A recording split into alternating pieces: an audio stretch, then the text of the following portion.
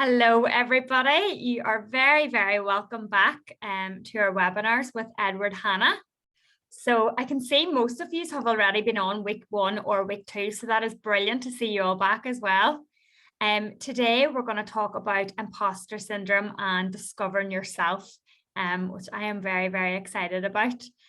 I will pass you over to Edward. I'm here in the background if anyone needs any technical difficulties sorted out or any email addresses and things like that. So I'll be here in the background, but I'll pass you straight over to Edward. So Edward, how are you today? Yes, we're good and great to see so many of you back today. I was just saying there, I got an ex-rugby player got all my implants put in yesterday, and all in one implant for years of not looking after my teeth. So I'm blessed and very fortunate today, having woke up and all my words seem to be flowing okay. So if I get a little bit tongue-tied as we're going through, I've given you that little health warning. Thankfully, you're far away from me, so you don't need to worry about a spit guard or anything with me talking today. But listen, I do appreciate you all coming back today. We're going to look at two things, which for me are fundamental around building confidence and self-esteem. I want to share this little concept with you today around imposter syndrome, because many of us have it. Many of us probably know there's something not right, or there's something inside us that doesn't feel correct. And I'm going to come to what this is, importantly, how do we recognize it, and how do we do something with that? For me, it's important, not because I think it's any more important than anything else in terms of your learning about confidence and self-esteem, but I believe, especially in the workplace, it's something which is a pandemic, if I dare use that word, in terms of people having this and being unsure actually what it is and how to do something with it. And for me, why it's important is that if understood properly and the right process is put in place and a little bit of understanding about yourself, how you can outmaneuver this, because it does lead to very low confidence and indeed that unhealthy self-esteem. So again, we're going to have a little look at this, and then we're going to finish today with discovering your purpose. Discovering your purpose. Again, why this is really important in my learning arena is that once you understand your purpose in life, then we can start to develop what I call core confidence and core healthy self-esteem. Okay, so we're going to look at these two things today. And indeed, listen, if anybody's any questions, you want to jump in at any time, please do that. We want to keep it a nice open opportunity for people to join in and chat as we're going along. So if you just give me a little moment, what I'll do is I'll bring up the little slide deck again just to keep us on track. Let's see.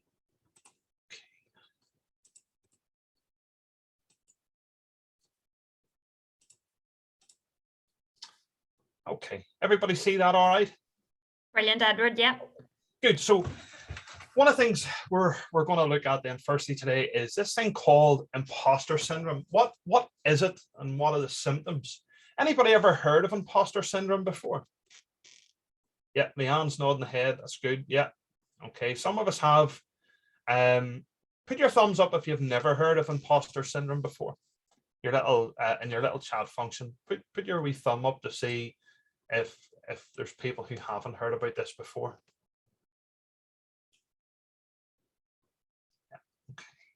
Some there. Okay.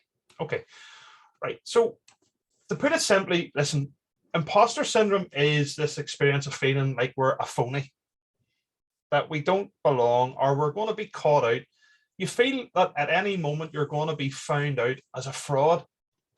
Like you don't belong where you are. You don't belong in the job you're in. You're maybe not capable of doing the job, or you think you're not capable of doing the job. And maybe you only got there through, let's call it dumb luck.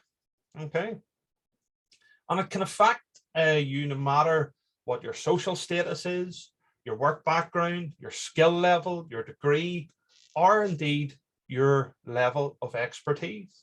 I work with people all the time who have an abundance of expertise, but don't believe that they're capable of doing the job or leading the people around them. And I believe many of us suffer from this as both parents, and I'm sure some daddies out there today who are on. Imposter syndrome for me started when I had my first child, where I didn't believe I could be a father. I didn't believe that I could bath my child. I didn't even believe that I could hold my child safely. And I'm sure that also accounts, I'm sure it's a reflection, I'm sure, of women as well. But again, just maybe reaching out to some of the blokes today, it could start or it could come at any time. And it is heavily linked to confidence, or more apt, self-confidence and healthy self-esteem. And for many of us who have been on this journey, you'll have heard me maybe say this last week about how do we destroy imposter syndrome? Because it is one of those things that stop us from being core confident and having healthy self-esteem. And here's something I want to teach you at the start. What I realized was even the people at the very top of our businesses that we work in, our government, and indeed beyond our government, guess what? They haven't got a clue. We are all just winging it. Whether it be COVID, whether it be the current wars, whether it be banking, whether it be finance, whether it be law, and the list goes on and on. Many high achievers share a dirty little secret. Deep down, they all feel like complete frauds. Their accomplishments or the results have just been serendipitous luck. This term was first used, folks, back in 1970 by a psychologist called Susanna, I think it was Susanna Eames. Okay, there was another lady called Pauline Rose Clance as well. And both of those women started to study this concept of imposter syndrome, especially within those high achieving women back in the 1970s. And since then, it has been more broadly recognized and more widely experienced. Some of the symptoms of having imposter syndrome is the inability to realistically assess your own competence and skills. You may not actually realize that you have some of these competencies and skills to do the job. You may know deep down that you have them, but in your brain, you don't feel like you can do these things, or you don't have what it takes. And for people who have anxiety or experience anxiety, anxiety is just exactly what that is, feeling that you don't have the ability nor the resources to meet the demands that are being placed upon you. Some of us might attribute our success to external factors. Oh, it was just luck. Or it was maybe because I knew somebody and they looked after me and that's why I got this job, not because of my qualities or my skills. Maybe I was a good talker and I talked my way in, I blagged my way in. Maybe it was, just if maybe you prayed a lot, okay, and that's okay too. But importantly, what people who have this imposter syndrome attribute their life successes to stuff outside themselves, okay? You maybe are quite hard on yourself. You berate your performance. You fear that you won't live up to the expectations of your friends, your family, your work colleagues, your bosses, managers. Again, that might be something you experience. A big one is a self-sabotage. When you are successful, when you do something right, one, you find it difficult to accept praise, but more importantly, in terms of receiving that praise, you find it difficult to maybe give that out to other people, and you don't recognize sometimes when you are successful. And again, I maybe reach out to people today, and even when you are successful, you maybe do something to destroy that success. Okay, again, that's part of what this idea of imposter syndrome. Maybe you have some self-doubt. Again, this is one, and I'm going to explain to you why these are all important. And you maybe see a little piece of yourself in this today as we're going through. We're going to explain these different types of imposter syndrome that people have. But again, this is one where people set very challenging goals for themselves and they feel disappointed when they fall short. Okay. Again, note that one might be something of interest, especially that one. And I'm going to explain to you today what happens and how that happens, where people set goals for themselves that aren't achievable. They knew that they were going to fail from the start. And listen, why some people, for me, imposter syndrome can fuel feelings of motivation to achieve. Okay, that's fine. They usually come at a cost.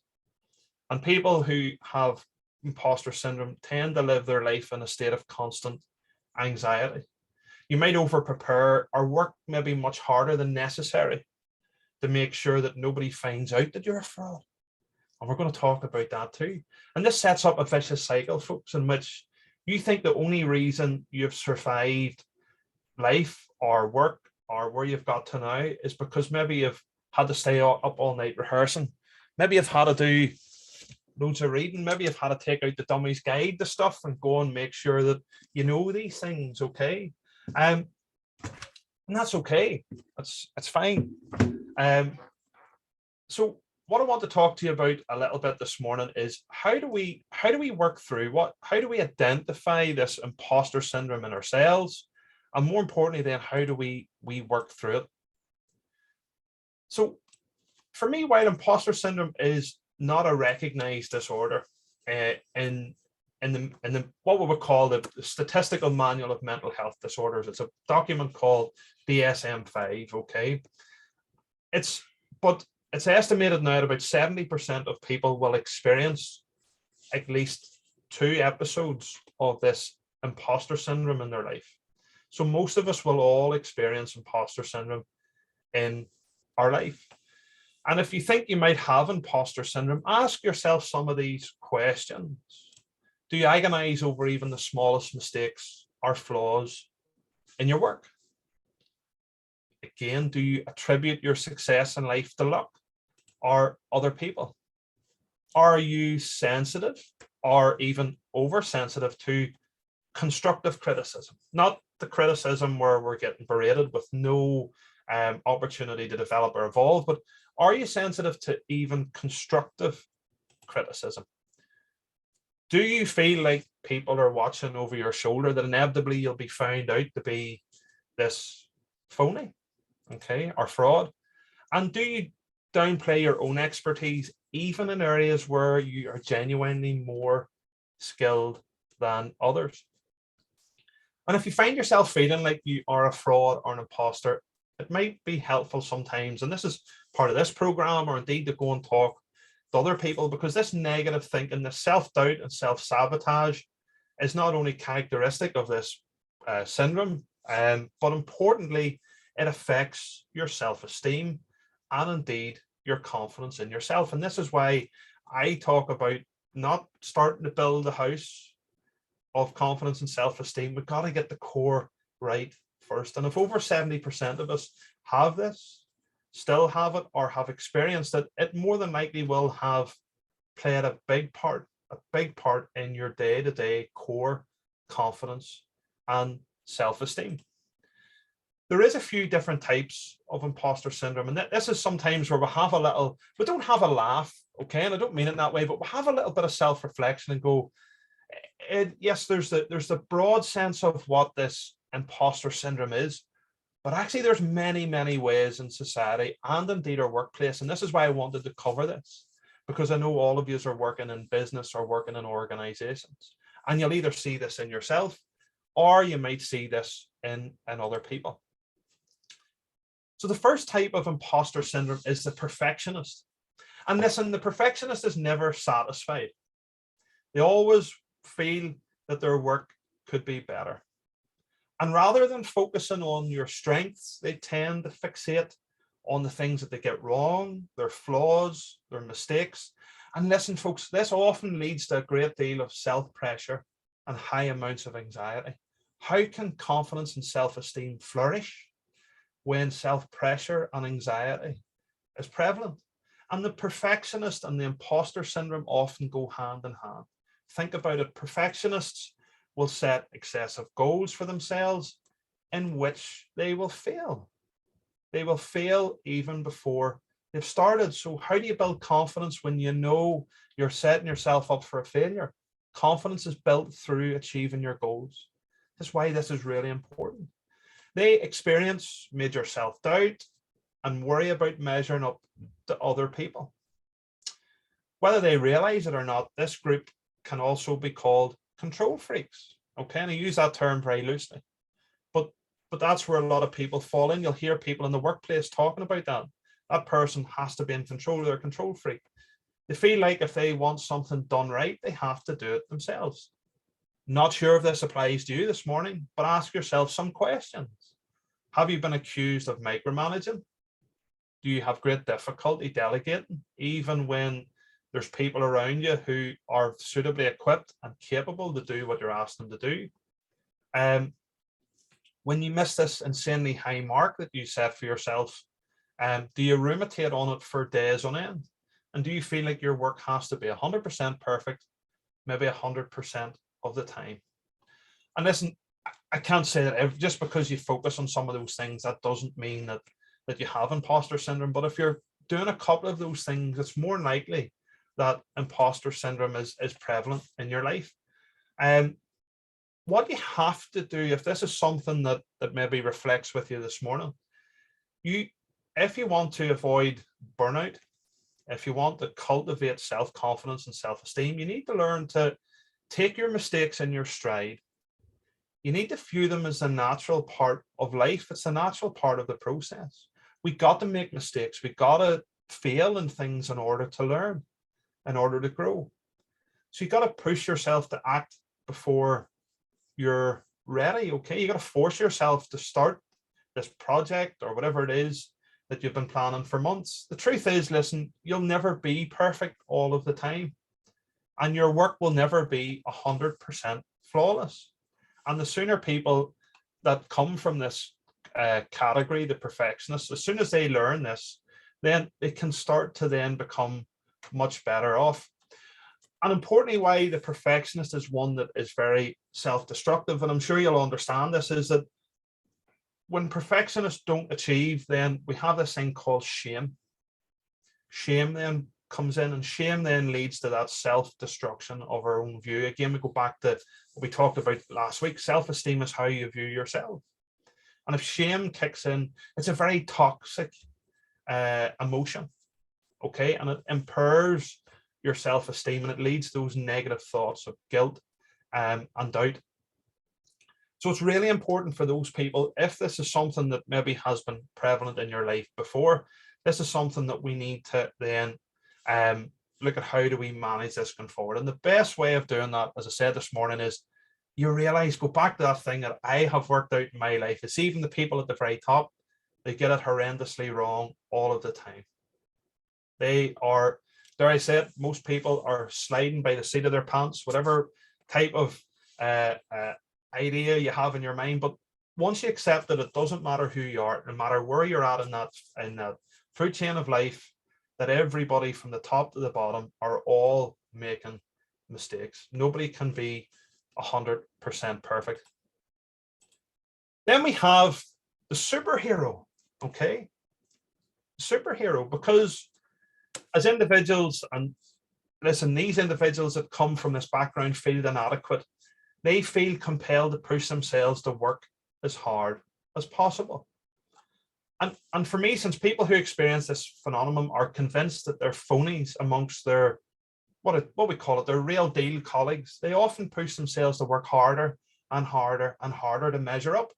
But this is just a false cover-up for your insecurities. And the work overload may harm not only your mental health, but also your relationship with others. Again, does this apply to you? Do you often stay later in the office than the rest of your team, even past the point that you have completed that day's work that is needed, and you're going on to do the next day's work and the next day's work?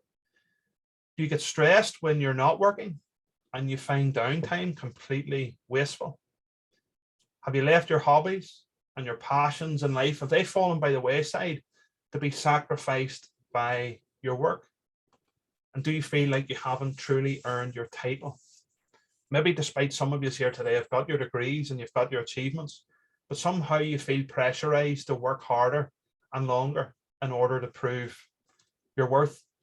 See, those with imposter syndrome are workaholics. They're actually addicted to this thing called validation. That comes from working, not to the work itself. What we got to do is we got to start training yourself to veer away from this external verification. You know, people who are working so hard have that fear that at least if they're working, nobody's going to ask them any questions. Nobody's going to call you out. And no one should have more power to make you feel good about yourself than you, even your boss. When they give you a project, what these people are looking is a stamp of approval. And how we turn this around is once you become more attuned to your internal validation, and we're going to talk about one of the ways in which we internally validate today, this knowing your purpose. What happens is your ability to inner nurture yourself, that inner confidence, that core confidence that states that you are competent and skilled. That's why you got the job. That's why you are successful at the job, not because you work until your fingers are worked to the bone. It's because you are capable. It's because you are skilled. Then what happens is you're able to ease off the gas and you gauge actually what work or how much work is reasonable. I would probably say 10 or 15% of us have this type of imposter syndrome. If you think you're working hard, nobody will ever find out that you're an imposter. The third one's the expert. Okay, and listen, these individuals are always trying to learn more and more and are never satisfied with their level of understanding.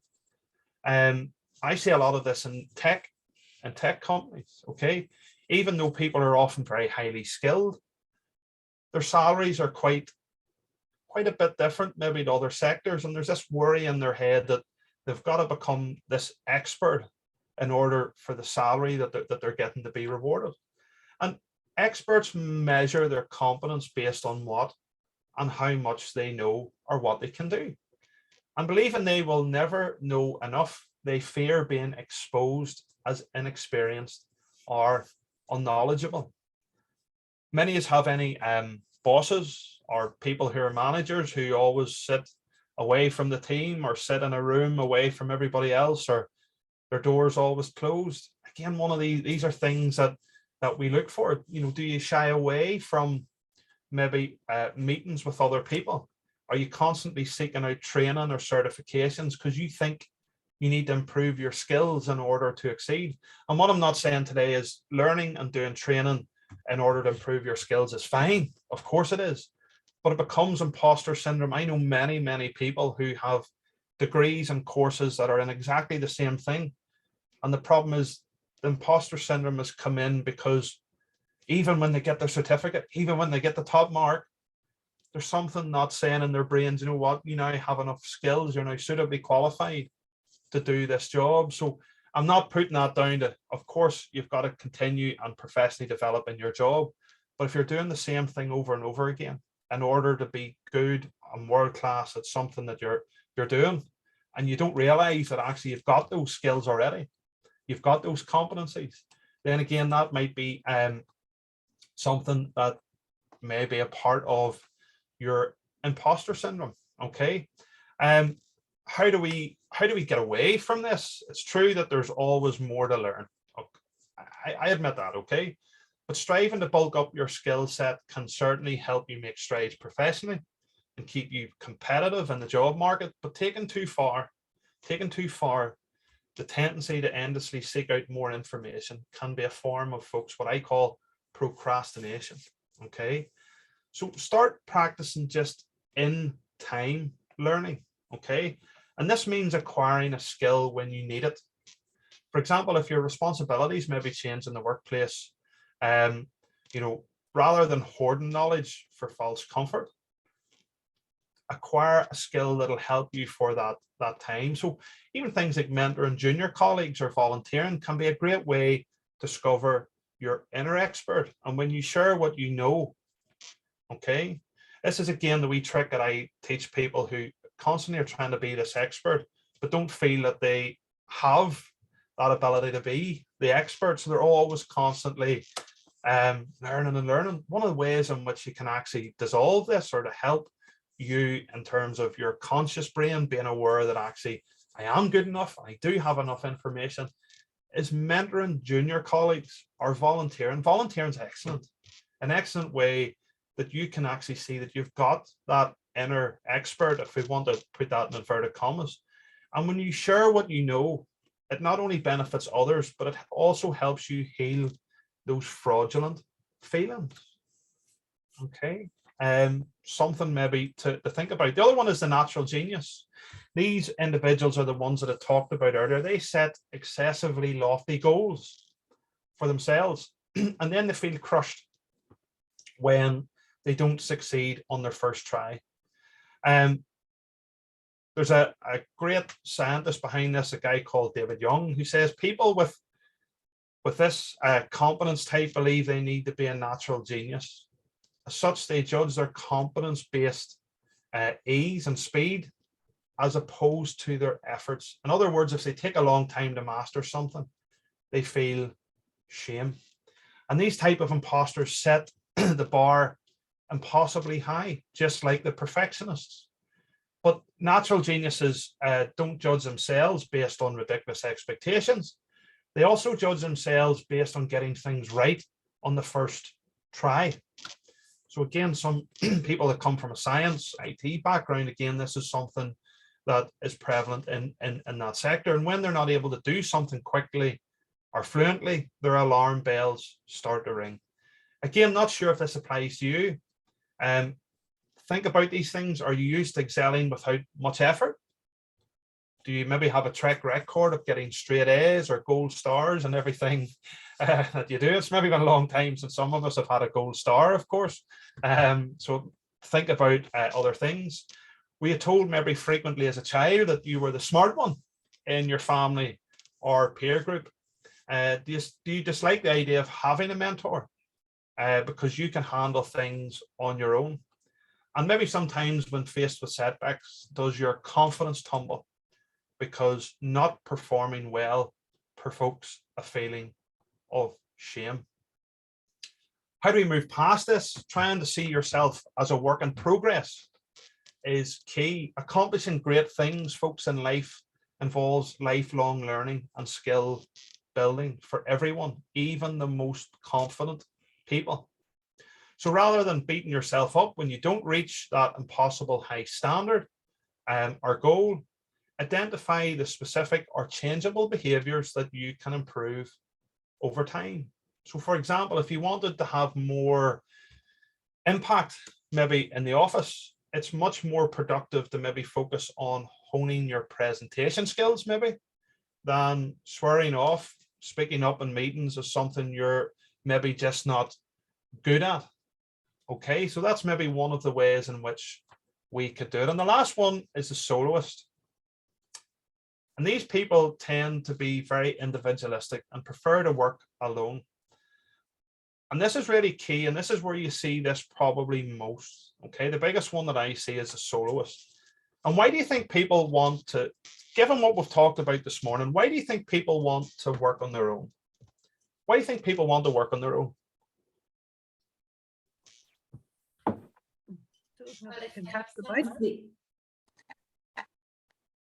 Go on ahead, Maria. Sorry, I was just thinking if there's some of the characteristics of the others there, they probably don't trust other people to do the work to the same standard that they would do it. And probably, I'm thinking of myself maybe in terms of wanting to keep perhaps control of certain areas of your work, or just ensure that you're meeting the standard that you expect of yourself. And if you're just depending on yourself, you're not depending on other people. And therefore, if anything goes wrong, it's your responsibility as well. All of those things, Maria, importantly, all fit into this. And the other one I would add to that, Maria, very, very good, is that the soloists are people who worry about being found out. So if you're always working on your own, again, being caught to be this phony or fraudster, if you're always working on your own, if your door's always closed, if you're always off doing things on your own, then you don't have to worry about everybody else finding out. Okay, so again, this is one that we will see a lot of in our workplace. These are people who reject offers of assistance, maybe. Okay, they tend to see asking for help as a sign of weakness or incompetence. Again, Maria, very good. That's, you like to do things yourself to show that you can do it. And sufferers of this type of imposter syndrome feel as though asking for help reveals their phoniness. Okay, it's okay to be independent but not to the extent that you refuse assistance so that you can prove your worth. Okay, there's just a subtle difference here. It's okay to be independent, okay, but not to the extent that you refuse assistance so that you can prove your worth. Not sure if this applies to you. Maybe ask some questions. Do you firmly feel that you need to accomplish things on your own? This catchy, I don't need anyone's help. Does that sound like you? Do you frame requests in terms of the requirements maybe of a project rather than the needs as a person? Listen, realize there's no shame in asking for help when you need it. If you don't know how to do something, ask a coworker. If you can't figure out how to solve a problem, maybe we could seek advice from supportive advisors or even sometimes a coach of some description. How do we move past it? Listen, there's a great book. I love this book, and I can't say to you to go out and run out and buy this book today. But this is a great book written by Valerie Young, and some of the stuff I've talked about today comes from Valerie's book. And I'm not leaving the men out today. Of course, I'm not. But this is a great book called The Secret Thoughts of Successful Women.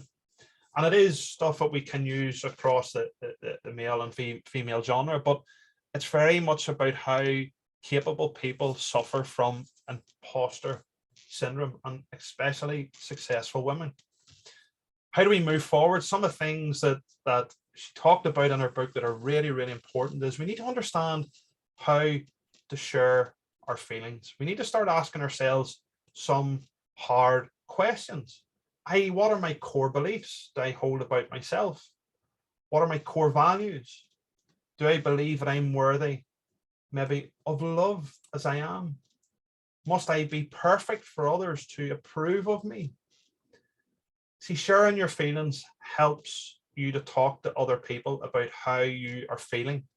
Maybe some of those irrational beliefs, that come with imposter syndrome that tend to fester and are hidden away. Hiding things away is part of imposter syndrome. So sharing your feelings. This one for me, focusing on others. While this might be often counterproductive for most people with imposter syndrome, if you try to help others in the same situation as you, then you learn from them. If you see someone who seems awkward or alone, ask that person a question. Bring them into your space, bring them into your group. As you practice your skills of focus on others, guess what? You'll build your own confidence in your own abilities. This mentorship is really, really important. Again, Valerie talks about these things of assess your own abilities. Okay, it's all right doing nice wee skills matrices and doing your KPIs and all of that stuff, but if you've had long held beliefs about your incompetence in social or performance situations, make a realistic assessment of your abilities. And I've said I'm more than happy to share all of these things that I use online with you. It's just they're too big to email out to you, because I know most of you maybe have a mailbox that's maybe only allows certain size of documents, but with loads of stuff in there that help you assess your own abilities. You got to get into these things of writing down your accomplishments that make you feel good and compare that with the self-assessment. Again, this thing, taking baby steps. Okay, if you're a perfectionist, don't focus on doing things perfectly. Listen, I used to be one of those, and I'll talk briefly about that. But rather than focus on doing things perfectly, do things reasonably well. Do things reasonably well, and reward yourself for taking that action. For example, in a group conversation, offer your opinion or share a story about yourself. Okay, that'll give you confidence. Maybe some of us have talking confidence issues, so talking to people in a room. Again, that might be one of the ways in which we take some baby steps. We talked about this last week. Question your thoughts. As you start to assess your abilities and take baby steps, question whether your thoughts are rational, whether your emotions are rational. This is where we talked about this last week. Does it make sense to believe that you are a fraud, given everything that you know? This is a big societal one. We've got to stop comparing. Listen, every time you compare yourself to others in a social situation, you will find some fault with yourself. When you compare yourself to others, you will automatically find some fault with yourself. And that fuels that feeling of not being good enough or not belonging. And again, then that's where our self-esteem and our confidence starts to take a battering. Instead, during some of these conversations, focus on listening maybe to what other people are saying. Be genuine, be authenticity or be authentic. Okay, again, this thing of you are you. You're a beautiful person in you and your own right. You don't need to compare yourself to other people. It's just part of the brain. Once we compare ourselves to other people, we find faults in ourselves. Listen, I'm not going to use social media moderately. I know some of us have to use social media. I know some of us use it well, but you just got to be careful that you're not using it to make your fraud worse. Okay. Talked about this last week. Stop fighting your feelings. You do belong. This is your time. There's 421 billion to 1 that you should have been here today. So stop fighting against the odds. Okay. If I had a horse running at Cheltenham this week and it was a sure cert at 428 million to 1, we'd all be having a crack on it and we'd all be doing different things this week. But stop fighting your feelings, accept them, okay? Learn to lean on them when you need to lean on them, but acknowledge that you can start to unravel your confidence and your self-esteem based on your feelings, and refuse to let it hold you back. No matter how much you feel like you don't belong, don't let that stop you from pursuing your goals, okay? As I said at the start, the biggest thing I found in my life is those people who have the most imposter syndrome are the people at the top, because they're not sometimes they're not able to be genuine. Sometimes they're unable to be authentic. And that starts that slippery slope of imposter syndrome. Listen, I can hold my hands up and say, I had it, and I had it a big, big dose of it. What worked well for me, folks, was a couple of things. Telling a friend, disclose your feelings to a trusted friend, colleague, and hopefully that was my friend on my shoulder, and hopefully you'll come away with boosted spirits. Okay, when you connect with other people properly, when you connect with people openly and without judgment, it's amazing how much it can take that pain and hurt of feeling inadequate or not up to the mark. So it's a real, for me, that helps boost that core confidence. Okay, so telling a friend was the first thing for me. Listen, I love this, and people say to me, why do you do what you do, Ed? There's a couple of things. I sought a good mentor in life. Confidence and self-esteem is something, as I said, you will grow. So you need somebody in your life that can help, support, and grow you. I don't believe actually one of the things that we can do on our own is to develop core confidence and self-esteem. We do need people to mentor us. We do need people to help us over the bumps. And I'm not talking to people, I don't really mind what people's religion is, but there's a great story.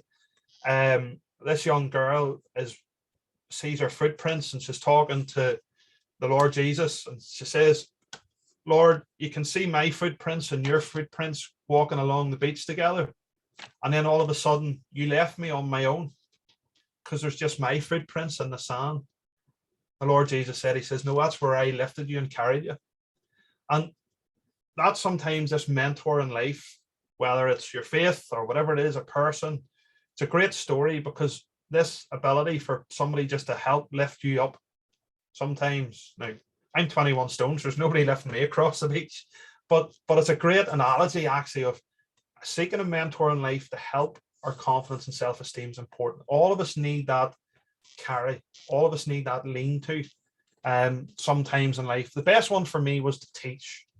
As I said to this thing about how do you cure imposter syndrome? You've got to consciously become aware of actually how bloody amazing you all are and good at what you do. We just don't get the opportunities to, in life, put that into a place where we begin to see it. We become so blind to the skills and the abilities that we have. So this ability to teach people, whether it be a volunteer, to mentor, to work with other younger people. If you're in a workplace, One of the best things you can do is to mentor and grow other young people in through an organization. This is where you become aware of actually how much you do know. You no longer are a fraud. Yes, you might feel that way for a while, but it reminds you just of how far you've come. And when you start to nurture the next generation or other people around you, it's one of these things that really is uplifting and helps both boost your confidence and self-esteem and challenge imposter syndrome. Listen, remember, it's okay not to know what you're doing. After any big life event like going back to school or earning a promotion, there's a steep learning curve.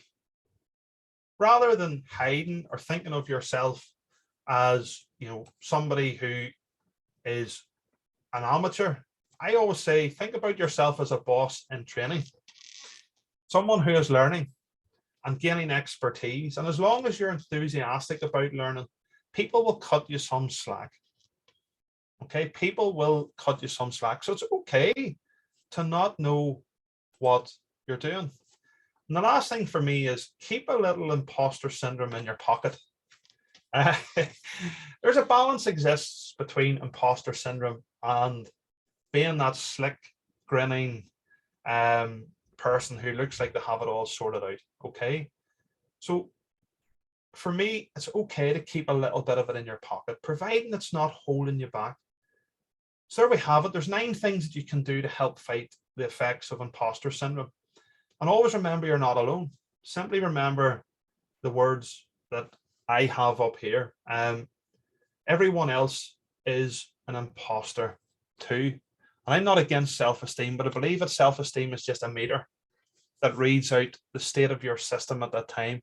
It's not an end itself. And when you're doing well in school or work, around the people you love, then your meter will register high. When you're doing badly, it'll register low. Okay, it's something then we can change. What brings us nicely on to this little bit, over 15 minutes. So listen, I'm going to keep on song here. And if you have any questions, we'll get them picked up at the end. There's a lot to jam in, but again, introducing you to something different today. This thing of discover your purpose. Core confidence, core self-esteem, folks, is based on discovering your purpose. And it is so sad that most of us get out of bed each day and we go to work and we don't know what our purpose is. For some of us, great. If you've got it, I'm talking to the converted today. If you haven't, this is one of the major contributors to why our confidence and our self-esteem are either low or unhealthy. And when we all work that 9-to-5 slog, doing what we can, paying the bills, grafting, agonizing, wishing we were somewhere else, some of us saying have to numb the pain with things, you can see why when we don't know our purpose and we're not living towards a purpose, we can become an imposter in our own life. But importantly, it's where our confidence and self-esteem really takes a battering. 91% of all people living in the UK today do not know why they go to work each day, other than to pay bills. 9 out of 10 of us don't have a sense of purpose when we go to work each day, other than to pay our bills. Listen, it's a question for me that's as old as time. What is my purpose in life? And listen, this goes back as far, and maybe some of you on here today are much better read than I am, but this maybe goes back to the times of Aristotle, when people were pondering what life's purpose was and theories and where technology was going to go. And in today's fast-paced world, we're being pulled in many directions, and trying to take time to find your purpose in life sometimes seems so far away. But for me, folks, it's actually more important than ever. Many people spend their lives reacting to situations instead of being proactive and figuring out the needs and indeed the values that drive them. And we're going to talk about values a little bit here next week in our final session. And even when you think you know your purpose, for most of us, we often mistake our purpose in life, folks, with short-term goals. Kind of want to challenge these two things. We don't want to get them confused. And many others who are asking themselves this question truly want to find meaning, but they've no idea how to find a purpose in life. What we're scrabbling to do, folks, is is that in discovering our purpose, we change, we realign our thoughts, which in turn realigns our actions. And that's what builds our core confidence and indeed self-esteem. Why are we searching for purpose? Listen, for me, 4 things. It makes life purposeful. It gives us life meaning and direction. It allows you to understand yourself at a deeper level. And always forget the 4th one. It allows you to challenge your own set of beliefs. It allows you to challenge the beliefs that you maybe have to date. And if you're not growing today, you're dying. Somebody said to me one day, and I don't mean this to sound bad, but it was a great conversation. The guy who asked me, I knew what he meant. He says, Ed, did you ever kill somebody? I says, I did. He looked at me and he goes, when did you kill somebody? I said, I killed somebody at 31. He looked at me and went, did you never get caught? I says, listen, I killed a guy called Edward Hanna at the age of 31. I never looked back. I says, so this thing of if you're not growing, you're dying. Okay. Don't be scared to have to kill off the old you. Okay. I'm grateful I get up every day and I see that old person that was there. If you're not growing, you're dying, which is why growth is addictive to many of us. We naturally only feel fulfilled when we're improving ourselves, our lives, our families, our work, whatever it is we do in some way. And everything in life is calling us to grow. And when you stop growing, we start to feel pain, fear, anxiety, self-doubt, confidence, low self-esteem or unhealthy self-esteem. We're susceptible to the things around us that actually take us away from our life. So what is my purpose in life? We start maybe coveting status, material goods and power, but all of those things will ultimately leave us feeling empty. Maybe some of us have goals like buying a house, opening a business, and that yields maybe a sense of achievement for some of us. But that's more essential to living your life, okay? Purpose takes some of your goals to an even higher level.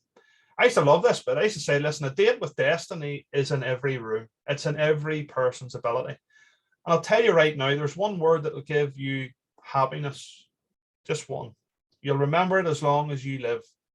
Progress equals happiness. Progress equals happiness. Achieving goals does not equal happiness. So if you're asking yourself, what is my purpose and why do we seek it out? What you're really asking for is progress. A true sense of fulfillment is through progress. It's not a luxury or a leisure activity. It's a necessity.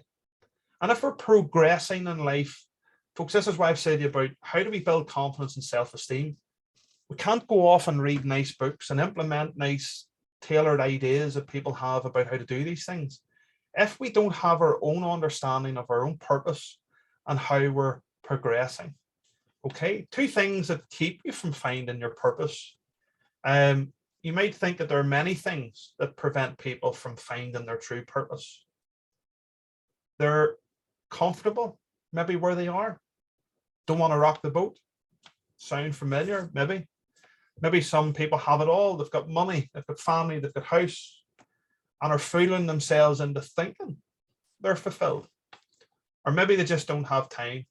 See, the truth is, folks, that there's only 2 things that prevent you from answering this question, what is my purpose? The first one today is certainty. Why do 91% of people get up and go to work each day and don't have any purpose is because of certainty.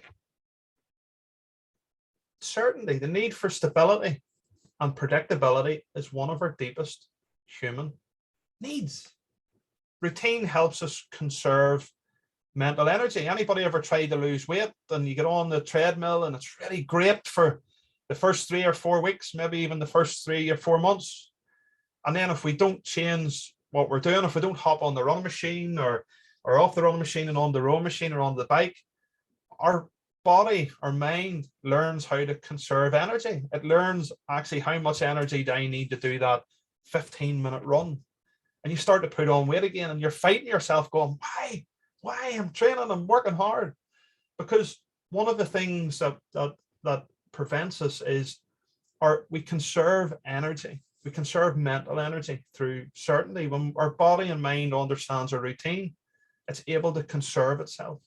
And staying in our comfort zones can help us from feeling anxious, can actually prevent us from growing. This also prevent us from getting hurt. And that's important too, but it also prevents growth. It prevents fulfillment.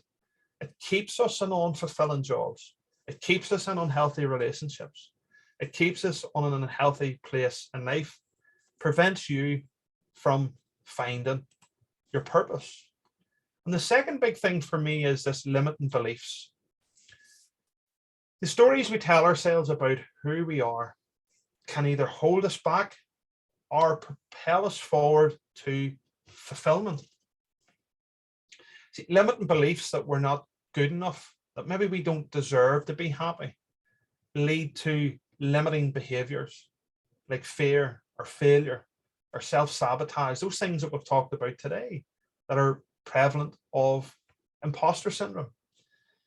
This is one of the things I talked about last week, these power emotions. Believing that we have no limitations in life gives us the confidence to find our purpose. I want to paraphrase that again, because people say to me, how do I find my purpose, Ed? It's great what you talk about, but I want to know, how do I find it? Where do I go to get my purpose? Listen, believing that we have no limitations in life gives you the confidence to find your purpose. Start with that. Tony Robinson says we can change our lives. We can do, have, and exactly what we wish. Believe that, and your purpose will follow. And listen, I'm not one of these people that go, listen, that's nice words. People go, well, I can't run out and become a doctor in the morning. I've always wanted to be a doctor. But you can. You've just got to go through the process that gets you to being a doctor. Maybe some people don't want to leave their job and leave that certainty they have and go on a new journey. And what Tony Robbins is saying, we have exactly what we need now to fulfill our purpose in life. But certainty and limiting beliefs in ourselves is what holds us back. And these are key things, if we get in place, indeed help our confidence and self-esteem. Some benefits of knowing your purpose. Knowing your purpose will build unshakable confidence. Core confidence comes from knowing your purpose. I can sit here today and people could lambast me for everything that I say and tear strips off me. It's not going to touch my confidence because I know my purpose. I may say the wrong things. I may not get it perfectly right. People may challenge and go, Ed, I would have put this way. I totally agree with that. That doesn't bother me because I know my purpose in life. And purpose builds unshakable core confidence. When you know who you are, you know who you're not. When you know who you are, you know who you're not. And no amount of words from people or emotions, and this is why I talked to you last week about emotions. Remember that old saying in life, sticks and stones may break my bones, names may or may not harm me, depending on what way you read it.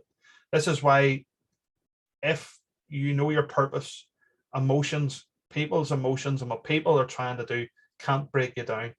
Now, does not mean from time to time you'll get hit with the waves of life. I have a great saying in life, only dead fish swim with the stream. And anybody who's ever fished, if you see a fish floating with a stream, it's dead. Only dead fish float with a stream. And if anybody's ever been fortunate enough to maybe walk a mountain or do the Donard or something like that, there, you may have been really lucky to see maybe brown trout jumping in the ravines up there. And what this means is, listen, the dead fish will go with the flow. The fish that are trying to fight to find their purpose, to get uphill, to spawn, to do what they need to do, will get battered by the water and the rocks. We've got to accept that. We talked about acceptance. But you can face that adversity with confidence because you are who you are, and that's all there ever will be. You'll never be who you're not. Your purpose lies within you all today. I'm just going to finish on this last thing. What is the benefits of finding our purpose? Do you know what? Actually, we'll start this next week, okay? In terms of how to find your purpose. I'm gonna leave you on tender hooks for a week, okay? Because what we're going to do is we're going to work next week on how do we find our purpose, how do we build our values, and ultimately how do we use those two things to unlock core confidence and core or healthy self-esteem. I hope, listen, I'm very happy to take questions, and I hope a lot of this stuff is resonating with many of you in terms of, listen, I am absolutely no leading expert in the field of any of this. I don't need to be. Part of that rationalization is this is a field that is ever expanding with conscious knowledge, and who does that? It's people like yourselves who start that journey and read and write and learn and see things in life that help you evolve and develop. I've shared with you today some of the things that has helped me turn around imposter syndrome. Imposter syndrome broke me at the age of 29 because I was doing a job where there was no qualification. There was no pathway to doing it. And yet everybody chipping away at you day and night, day and night, day and night, simply because there is no concrete way of doing the work. So I had imposter syndrome for the best part of 7 or 8 years of my life, always looking over my shoulder. And it was only through falling down in the muck, face down, having to start again, that I realized actually one of the big things around building core confidence and self-esteem is you have to, if imposter syndrome is prevalent in your life, it's something that no matter how much you read, no matter how much you try to grow, no matter how much you try to develop, you'll always feel a phony, not just in your work, but your own life. You don't know yourself. You don't know yourself. You become an imposter in your own body, maybe in your own mind. So challenging that imposter syndrome is so important. And I mean, it is so, so important to building good core confidence and self-esteem. Because once you can put that out, then it allows you to look at what your purpose is. And once you understand your purpose in life, and it could be, do you know what? Bless, it could be to be the best mommy in the world. If you're a teacher, it could be the best teacher in the world. I can't tell. I would love to work with everybody and go, here's what your purpose is in life. And I know some of you have maybe done that. And what I would say to you today, if you've done that, the best thing you can ever do for people around you, whether it be in your workplace or be a volunteer or maybe a coach at a young sports club or whatever it is, I don't know what you all do. But the one thing I would say to you do is to use that knowledge and that information and that journey and share that with other people around you, because you'll make not only your life more enriched and help you with your own confidence and self-esteem. Go back to that teach bit is really important, but you'll also change the lives of people around you. And maybe in 2 or 3 years' time, it will be you sitting here telling people the story about how to build core confidence and self-esteem, because you have a journey and a story to tell as well. So if you haven't done it, we're going to work with you to do it.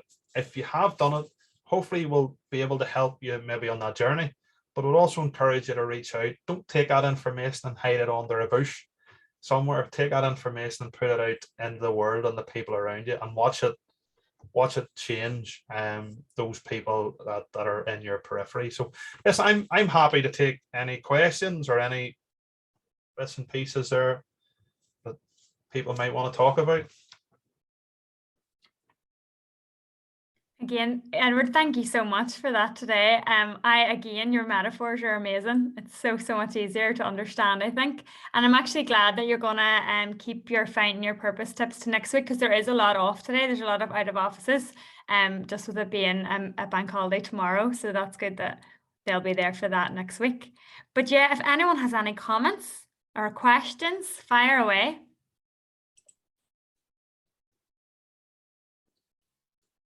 And I can even, at the end of the 4 weeks, as I say, I'm going to send out all the slideshows and all the recordings, as well as Edward's email. So if it's something that you want to send Edward personally, that's fine either. And what we're doing as well is what we're going to do is build out a little online learning hub. So I appreciate folks listening an hour to dip into some of these topics of conversation is it's hard at my end to pull it down into 45 minutes for you. I know it's probably incredibly painful.